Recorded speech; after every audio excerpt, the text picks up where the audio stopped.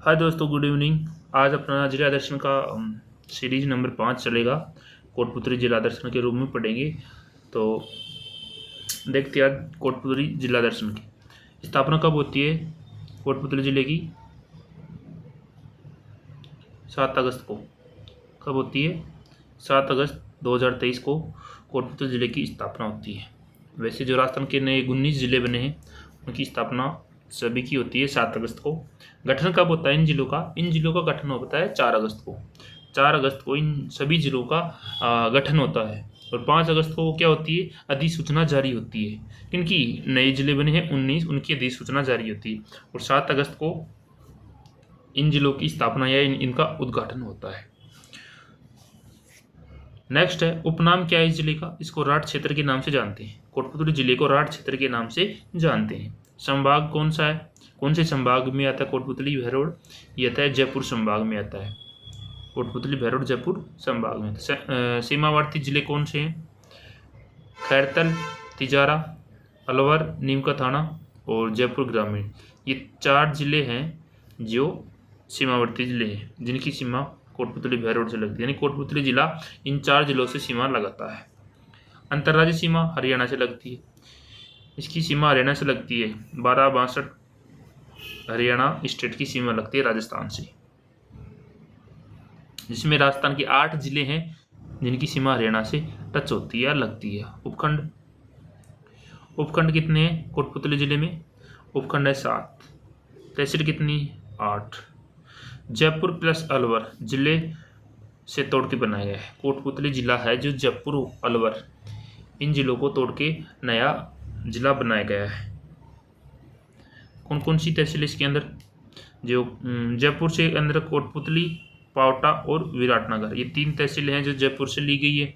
और अलवर से बानसूर, भैरोड, नीमराना और नारायणपुर और मांडन, ये 5 तहसील ली गई है।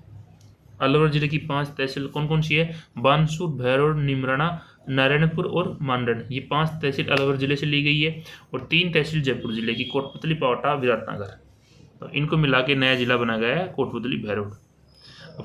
नदी कौन सी बहती है इस जिले के अंदर, नदी बहती है बाणगंगा। कौन सी नदी बहती है, बाणगंगा नदी बहती है कोटपुतली जिले में। ये बैराट की पहाड़ी से निकलती है। कौन सी पहाड़ी से, बैराट की पहाड़ी से। वो कितने जिलों में बहती है, 4 जिलों में बहती है कोटपुतली जिले के अंदर बाणगंगा नदी है जो 4 जिलों में बहती है। ये कोटपुतली भैरोड से निकलेगी और ये जयपुर ग्रामीण जाएगी, फिर दौसा जाएगी और फिर भरतपुर होती हुई यूपी में जाती है। कहाँ पे, यूपी में जाती है नदी।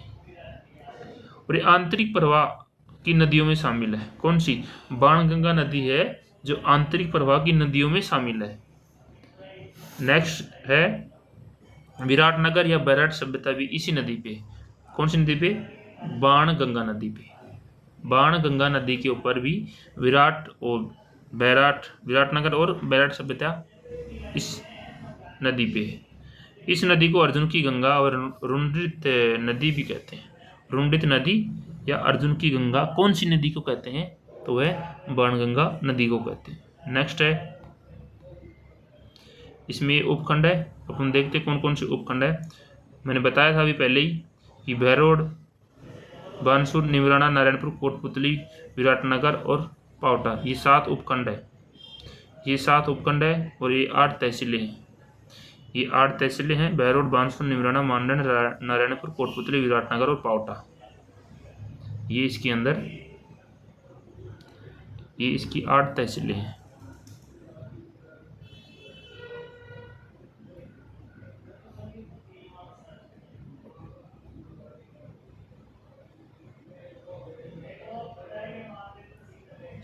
और कौन सी नदी, एक साबी नदी है। इसके अंदर एक साबी नदी भी बहती है। 2 नदी, बाणगंगा और साबी नदी। यह सेवर की पहाड़ियों से इसका उद्गम होता है जो जयपुर ग्रामीण में। सेवर की पहाड़ी कहाँ है, जयपुर ग्रामीण के अंदर है। और एक कोटपुतली भैरोड होती है खैरतल, जो नया जिला है खैरतल, यहाँ से होती है हरियाणा में जाती है। हरियाणा में जाती है, जो गुड़गांव में नजफगढ़ है इधर, वहाँ जाते हुए एक नजफगढ़ झील का भी निर्माण करती है नदी, वहाँ जाके हरियाणा के अंदर। और इसकी सहायक नदी है सोता नदी। कौन सी, सोता नदी है किसकी सहायक नदी है? साबी नदी की सोता। याद रखना, जो एक कोटपुतली भैरोड से आगे जाते ही राता नाला आता है, एक इंडस्ट्रियल एरिया है, वहाँ पे जाके थोड़ी सी नदी इधर बहती है, ठीक है। यहाँ सोता नाला के पास में है, यहाँ पे इसकी सहायक नदी है। और इस नदी के ऊपर, साबी नदी के ऊपर मसानी बांध भी है। कौन सा बांध है? साबी नदी के ऊपर मसानी नाम का एक बांध है, जो कोटपुतली भैरोड जिले में आता है, ये याद रखना है। और कितने जिलों में बहती है साबी नदी? ये 3 जिलों में बहती है। कितने जिलों में बहती है? 3 जिलों में साबी नदी बहती है। कौन से में? जयपुर ग्रामीण में, कोटपुतली भैरोड के अंदर, और खैरतल तिजारा। राजस्थान के 3 जिलों में बहती है और ये हरियाणा में जाती है। और इस नदी के ऊपर कौन सी सभ्यता है? अब पूछ लिया जाएगा एग्जाम में कि साबी नदी के ऊपर कौन सी सभ्यता है, तो इस नदी पे जोधपुरा सभ्यता है। कौन सी सभ्यता है? जोधपुरा सभ्यता। साबी की सहायक नदी कौन सी है? सोता नदी। साबी की सहायक नदी कौन सी है? सोता नदी। अब भालोजी गांव है, इसको भालेजी बोलते हैं, लोकल कोटपुतली में भालेजी या भालोजी एक ही बात है। पीएम कुसुम योजना के तहत पहला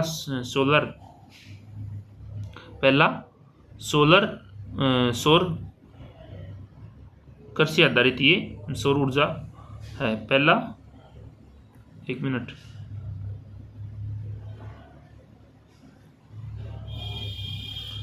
पहला सोलर कृषि आधारित सौर ऊर्जा है, मतलब ये कृषि आधारित ही पहला कृषि आधारित सौर ऊर्जा की शुरुआत की थी। जो ये प्लांट लगाया गया है सोलर वाला, पहला ये योजना है कुसुम, पीएम कुसुम योजना 2019 में स्टार्ट हुई थी। 2019 के अंदर शुरू हुई थी। जो किस पे आधारित था? ये प्लांट पीएम कुसुम योजना के तहत पहला सोलर जो कृषि पे आधारित सौर ऊर्जा की शुरुआत। नेक्स्ट है भैरोड पशु मेला। भैरोड पशु मेला कोटपुतली भैरोड में लगता है, और मुर्रा नस्ल की भैंसें यहाँ इस मेले की प्रसिद्ध है, जो कोटपुतली भैरोड में लगता है। DMIC, Delhi Mumbai industrial corridor, यानी दिल्ली मुंबई औद्योगिक गलियारा, ये कोटपुतली भैरोड जिले से गुजरता है। यह कोटपुतली भैरोड जिले से गुजरता है। कौन? DMIC। भैंसलाना काला पत्थर के लिए, भैंसलाना काला संगमरमर पत्थर के लिए। अरे एक वाइट सफेद संगमरमर, ये नागौर में था पहले, लेकिन अब कुचामन डीडवाना के अंदर आएगा। याद रखना, कुचामन डीडवाना में आ गया है। सफेद संगमरमर प्रसिद्ध है, पहले नागौर में आता था। और ब्लैक है संगमरमर, वो कोटपुतली में भैंसलाना नाम का कोई जगह है, वहाँ पे मिलता है। सफेद डीडवाना कुचामन के अंदर। पावटा में क्या है? कोटपुतली के पास में पावटा, बुचारा राज्य के तेंदुआ लेपर्ड अभ्यारण्य पावटा के अंदर, किस पावटा में है? बुचारा राज्य के तेंदुआ लेपर्ड अभ्यारण्य, इसको लेपर्ड अभ्यारण्य जो कोटपुतली में है। पार्क कौन कौन से हैं कोटपुतली में? मेन पार्क कौन से हैं? EPIP, export promotion industrial park, निर्यात औद्योगिक संवर्धन पार्क। कहाँ पे है? निमराना में है। राजस्थान का तीसरा है ये पार्क, राजस्थान का तीसरा पार्क है। पहला पार्क कहाँ पे है? सीतापुरा जयपुर में है। दूसरा पार्क कहाँ है? बोरनाडा जोधपुर के अंदर। याद रखना है कि पहला पार्क कहाँ पे है? सीतापुरा जयपुर में, दूसरा जोधपुर के बोरनाडा के अंदर है, और तीसरा है कोटपुतली भैरोड के निमराना में है। जापानी जोन या पार्क, जापानी जोन या पार्क निमराना में है। DMIC, Delhi Mumbai industrial corridor, इसके तहत यहाँ से गुजरता ही, ठीक है। और ये जापान की जेट्रो कंपनी के द्वारा विकसित है। जापान की जेट्रो कंपनी है, उसके द्वारा है। और DMIC क्या है? ये योजना का नाम है। क्या है? योजना का नाम है। इसके अंतर्गत ये स्थापित किया गया है। जो इसका नोडल नंबर है 7, DMIC का, यानी दिल्ली मुंबई इंडस्ट्रियल औद्योगिक कॉरिडोर यानी गलियारा, इसका नोडल नंबर 7 जो प्लांट है, ये जापानी पार्क जो जापान की मेट्रो कंपनी के द्वारा विकसित किया गया है, जो कहाँ पे है? कोटपुतली भैरोड में है। दक्षिण कोरियाई पार्क, ये भी कहाँ है? निमराना में है। और IT पार्क भी कहाँ है? निमराना के अंदर है। खेडली बायोमास संयंत्र, ये कहाँ पे है? कोटपुतली भैरोड में। और ये किस पे आधारित है? ये सरसों के कचरे पर आधारित संयंत्र है। जो सरसों का कचरा आता है उस पे बेस्ड यानी उस पे आधारित है। और राजस्थान का पहला बायोमास संयंत्र कहाँ पे है? पदमपुरा श्री गंगानगर में। कहाँ पे है? श्री गंगानगर में। नेक्स्ट है जखराना नस्ल। ये किसकी नस्ल है? ये बकरी की है। किसके लिए है? सुंदरता के लिए। सुंदरता के लिए ये प्रसिद्ध है। और अल्ट्राटेक सीमेंट प्लांट कहाँ है? कोटपुतली भैरव में। क्षमता कितनी है इसकी? इसकी क्षमता है 15 lakh tonne, sorry 13 lakh tonne है इसकी वार्षिक क्षमता। 13 लाख टन वार्षिक, यानी साल की 13 लाख टन सीमेंट उत्पादित करता है। राजस्थान का सर्वाधिक सीमेंट उत्पादन करने वाला कारखाना। राजस्थान का सर्वाधिक सीमेंट उत्पादन करने वाला कारखाना कौन सा है? UltraTech cement. और क्षमता वाला जेके सीमेंट निम्बा हेड़ा चित्तौड़गढ़ में है। क्षमता वाला निम्बा हेड़ा चित्तौड़गढ़ के अंदर है। CISF ट्रेनिंग सेंटर कहाँ पे? कोटपुतली भैरव में है। नेक्स्ट बैराट की चोटी। बैराट की चोटी जो कोटपुतली भैरव में है। B4 4 टाइम B और PM उत्तरी अरावली की प्रमुख चोटियाँ है बैराट की चोटी। इसकी ऊंचाई कितनी है? 704 मीटर। 704 मीटर है। 4 टाइम बी है इसके अंदर। पीक का मतलब पांडवों का अज्ञातवास पे कहाँ पे है? बैराट के अंदर है। M4 मत्स्य जनपद की राजधानी कहाँ पे? बैराट में है। और ये बैराट सभ्यता भी है। यहाँ पे बैराट सभ्यता भी है जहाँ से बाणगंगा नदी बहती है।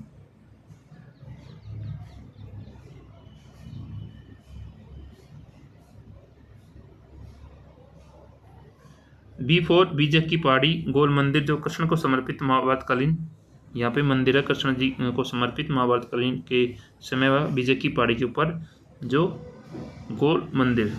और B4 बौद्ध धर्म से संबंधित अवशेष मिले यहाँ पे बैराट के अंदर। और B4 बाणगंगा नदी का उद्गम भी यहाँ से होता है।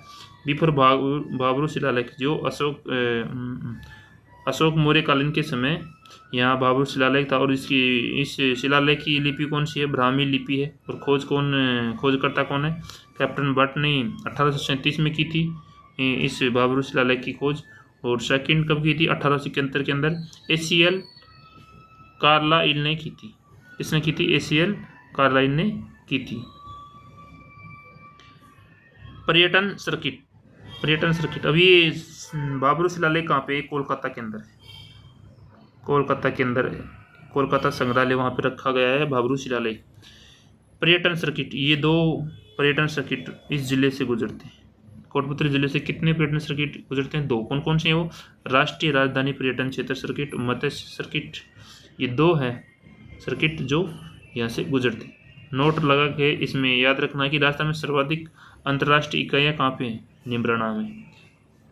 राजस्थान में सर्वाधिक अंतर्राष्ट्रीय इकाइयाँ जो निम्राना में है, जो निम्राना इंडस्ट्रियल एरिया के नाम से जाना जाता है, जो सबसे ज़्यादा इकाइयाँ हैं कोटपुतली के अंदर आता है निम्राना। बाबा खेतानाथ का मंदिर भी कहाँ पे है? बाबा खेतानाथ का मंदिर भी कहाँ है? निम्राना में है, जो कोटपुतली भैरव जिले में आता है। निम्राना का किला 1964 में चौहानों ने इसका निर्माण करवाया था। इस किले का निर्माण किसने करवाया था? चौहानों ने इसका निर्माण करवाया। इस किले को पंचमहल भी कहा जाता है। 5 मंजिला था इसलिए इसको पंचमहल कहते हैं। अकबर की विश्राम स्थली भी कहलाता है। अकबर की विश्राम स्थली भी पंचमहल बैराट है यहाँ। और यह अकबर ख्वाजा साहिब की दरगाह पर जियारत के लिए आया था, तब इन्हीं महलों में विश्राम करते थे। जो अकबर है जो ख्वाजा साहिब की दरगाह पर जियारत करने के लिए आया था, तब इन्हीं महलों के अंदर विश्राम किया था यानी रुका था। निम्राना का ठिकाना राजा कौन थे? राजेंद्र सिंह। और एकीकरण के समय यह निम्राना ठिकाना हुआ करता था। राजस्थान के एकीकरण के समय निम्राना ठिकाना था। और एक लावा था जिसका राजा था प्रदीप सिंह। और निम्राना ठिकाना का राजा का नाम है राजेंद्र सिंह। एकीकरण के प्रथम चरण में निम्राना ठिकाने का विलय हुआ। राजस्थान के एकीकरण के प्रथम चरण में निम्राना ठिकाने का विलय हुआ था। निम्राना की बावड़ी निम्राना में है। यह राष्ट्रीय महत्व का स्मारक भी है। कौन? निम्राना की बावड़ी। यह बावड़ी 9 मंजिला है। कितनी मंजिला है बावड़ी? 9 मंजिला है। काली बावड़ी नारायणपुर के अंदर है। आभानेरी की बावड़ी दौसा किया करती है, यानी जो काली बावड़ी है जो दौसा के अंदर आभानेरी की बावड़ी उसकी तर्ज के ऊपर ये बनाई गई। इसकी आकृति, इसकी शेप है इस बावड़ी की, और इसके तरफ इस बावड़ी के 3 तरफ से सीढ़ियाँ उतरती है, यानी 3 तरफ से सीढ़ियाँ आती हैं इस बावड़ी में। और निर्माण अज्ञातवास के दौरान एक रात्रि में करवाया गया था। किवंदित, ये एक कथाएं होती हैं जो पांडव अज्ञातवास के दौरान इस बावड़ी का निर्माण करवाया था। तसिंग का किला, हाजीपुर का किला, ये कोटपुतली भैर रोड में है, बानसूर के पास में पड़ता है ये हाजीपुर, वहाँ पे किला है। बानसूर के अंदर भी एक किला है जो राजस्थान के मेन जो अलवर का मत्स्य का वो प्रहरी किला भी होता है। जिलानी भैरोड, जिलानी माता भैरोड, हिंदुओं को जबरन मुसलमान बनाने से बचाया गया था। किसने? जिलानी माता ने, जो वर्ष में 2 बार इस मंदिर में मेला आयोजित होता है, मेला लगता है, जो कहाँ पे? भैरोड के अंदर, और जिला कोटपुतली भैरोड में। बैराट सभ्यता, बैराट सभ्यता के बारे में पहले भी पढ़े थे अपन, और एक बार और देख लेते हैं। कोटपुतली भैरोड में सभ्यता और मत्स्य जनपद की राजधानी बैराट सभ्यता है। पांडवों ने अपना अज्ञातवास बिताया था कहाँ पे? बैराट के अंदर ही सभ्यता पे। और मुगलों के समय यहाँ पर टकसाल स्थापित किए थे। मुगलों के समय यहाँ पर टकसाल यानी सिक्के डालने की जगह, यानी हथियार, सिक्के, ऐसी चीज़ें रखने की जगह होती है टकसाल। वो पहाड़ियाँ कौन कौन सी? महादेव डूंगरी, गणेश डूंगरी, भीम डूंगरी, बीजक की डूंगरी। अकबर के समय जैन मंदिर मिला था कहाँ पे? गणेश डूंगरी पे और भीम डूंगरी, यहाँ पे भीम तालाब भी है, और बाबरू शिलालेख बीजक की डूंगरी यहाँ से मिला था। नेक्स्ट जोधपुर सभ्यता, पहले बताया था मैंने, साबी नदी के ऊपर है जोधपुर सभ्यता, जो कोटपुतली भैरोड में ये साबी नदी के किनारे पे है। मौर्य काल के अवशेष मिले यहाँ पे, और लोह युगीन सभ्यता है ये जोधपुरा सभ्यता, जो कोटपुतली भैरोड में आती है। नीमूचना हत्याकांड, ये कब हुआ था? ये 14 मई 1925 को हुआ था। ये कब हुआ था? नीमूचना हत्याकांड, सॉरी मैंने शायद नीमराना बोला, तो ये है नीमूचना हत्याकांड, जो बानसूर के अंदर आता है, और 14 मई 1925 को ये हत्याकांड होता है। और अलवर के राजा जयसिंह के शासनकाल में हुआ था। कब हुआ था ये? अलवर के राजा जयसिंह के शासनकाल में हुआ था। कारण क्या था इस हत्याकांड का? जुर्माना दरों में वृद्धि। किसमें? जुर्माना दरों में वृद्धि। और अलवर की शाही सेना ने सभा पर गोलाबारी की। अलवर की शाही सेना ने जो सभा हो रही थी वहाँ पे, उस टाइम पे गोलाबारी की थी। और किसने की थी गोलाबारी? छज्जू सिंह के द्वारा की, जिसमें 800 से ज़्यादा किसान मारे गए थे। गांधी जी ने इस हत्याकांड को दूसरी डायरशाही बताया था। इसने बताया था, ये क्यों सुनाता है एग्जाम में, कि गांधी जी ने कौन से हत्याकांड को दूसरी डायरशाही बताया था? तो वो बताते नीमूचना हत्याकांड को गांधी जी ने डायरशाही बताया था। और इसी राजस्थान का जलियांवाला हत्याकांड कहा जाता है। किसको? नीमूचना हत्याकांड को। प्राणसुख यादव, ये कौन है? ये क्रांतिकारी है। प्राणसुख यादव कौन है? क्रांतिकारी, जिनका संबंध भैरोड से है। ये संबंध भैरोड से रखते हैं। 1857 क्रांति के समय क्रांतिकारी थे, हुआ करते थे प्राणसुख यादव। तुलाराम के साथ नारनौल की लड़ाई लड़ी थी। जो नारनौल के तुलाराम, उनके साथ नारनौल की लड़ाई लड़ी थी। बानसूर का किला है कोटपुतली भैरोड में, जो अलवर सीमा का प्रहरी किला। मैंने बताया था पहले ही कि जो अलवर मत्स्य जनपद है उधर का, यानी अलवर जिले का, उसका उस सीमा का प्रहरी किला है ये बानसूर का किला। पावटा हस्तशिल्प, पावटा किसके लिए प्रसिद्ध है? पावटा है हाथ से बने हुए उद्योग के लिए, हाथ शिल्प उद्योग के लिए प्रसिद्ध है पावटा। यह जिला एनसीआर में शामिल है। नेशनल कैपिटल रीजन, इसके अंदर ये शामिल है।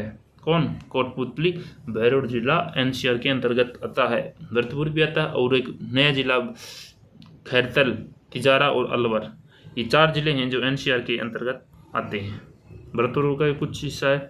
नीमराना है, पार्ले जी की फैक्ट्री है। हेवेल्स इलेक्ट्रॉनिक उपकरण मिलते हैं इस हेवेल्स कंपनी में, और हीरो मोटर्स, ये यहाँ के कारखाने हैं, यहाँ पे इनके प्लांट स्थित है नीमराना में। तो थैंक यू सभी दोस्तों का, धन्यवाद। जय हिंद, जय भारत।